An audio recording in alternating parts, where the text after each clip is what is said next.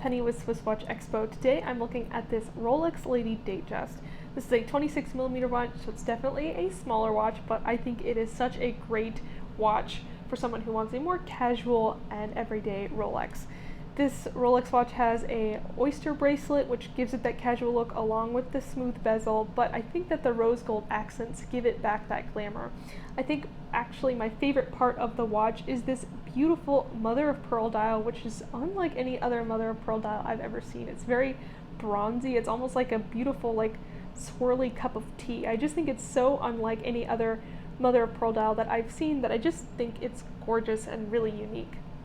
The diamonds at 6 and 9 give it that extra sparkle, and the Arabic numerals really give it that more casual and everyday look, but I just think that the mother of pearl dial really elevates to something very special and something unlike most other Rolex watches.